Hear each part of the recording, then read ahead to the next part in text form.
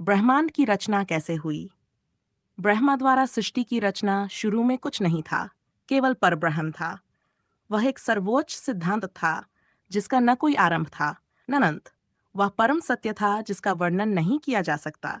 वह एक दिव्य सार तत्व था, जिसके भीतर अनंत क्षमता मौजूद थी। कारण और प्रभाव मिलकर एक हो गए थे। कालातीत, असीम, स्वनिर्मित एवं स्वनिहित। उसका आकार नहीं था, किंतु वह निराकार भी नहीं था। उसमें कोई गुण नहीं था, किंतु वह गुणों से रहित भी नहीं था।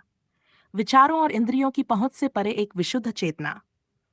एक ऐसा उत्प्रेरक जो खुद तो परिवर्तित नहीं होता, किंतु हर तरह का परिवर्तन ला सकता था।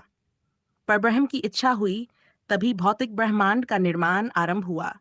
ब्रह्मांड प्रकट होने को तैयार था, प्रत्यक्ष, अन्वेषण के योग्य और विशिष्ट। परब्रह्म की इस इच्छा ने एक कंपन पैदा किया, जिसे पहली ध्वनि का जन्म हुआ, और वह ध्वनि थी ओम। इस एक ध्वनि में समस्त ध्वनियां समाहित थीं। सबसे पहले बनने वाले मूल तत्व को महत्तत्व कहा गया, जिससे तीन गुणों की उत्पत्ति हुई। सत्वगुण संरक्षण का प्रतीक है, रजोगुण क्रिया को दर्शाता है, और तमोगुण विनाश का सूचक है। इन तीन गुणों के पारस्परिक प्रभाव से पांच भौतिक तत्वों यानी पंचतत्व का जन्म हुआ। वायु, जल, पृथ्वी, अग्नि और आकाश। इन तत्वों के साथ में मिलने से प्रकृति अस्तित्व में आई। इन गुणों ने पांच इंद्रियों को भी उत्पन्न किया: दृष्टि, श्रवण, स्पर्श, गंध और स्वाद। इन पांचों को महसूस करने के लिए पांच ज्ञानेंद्रियां विकसित हुई, जिन्हें मन द्वारा संचालित किया गया। पदार्थ की उत्पत्ति के साथ संवेदना प्रकट हुई। इसके बाद जल प्रवाहित हुआ, जिसने सब कुछ डंक लिया। हर जगह केवल जल था, किंतु ऐसा कुछ नहीं था जो उस जल में डूब जाता। तब परब्रह्म ने स्वयं एक दिव्य स्वरूप धारण किया, जो जल से भरे सरोवर में कमल दल बनकर प्रकट हुआ। जल को नार और निवास को अयन कहते हैं। इस तरह इस दिव्य स्वरूप को नाम मिला नारायण। फिर परब्रह्म ने अपना अंश जल में प्रत्यारोपित किया। इस तरह जल ने स्वयं निषेचित होकर उस अंश का पालन पोषण किया और कालांतर में एक अंडा उत्पन्न किया। एक सुनहरा अंडा, जो प्रकाश वृत्त की तरह चमक रहा था। चूंकि यह अंडा परब्रह्म से उत्पन्न हुआ, इसलिए इसे ब्रह्मांड कहा गया। फिर नारायण ने विष्णु बनकर इस अंडे में प्रवेश किया। विष्णु सर्वव्यापी थे।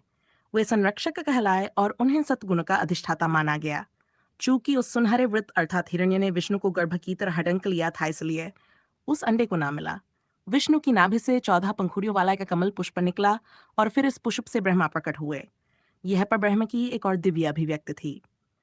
ब्रह्मा सृष्टि की एरचिता थे। उन्हें जोगुण का अधिष्ठाता माना गया।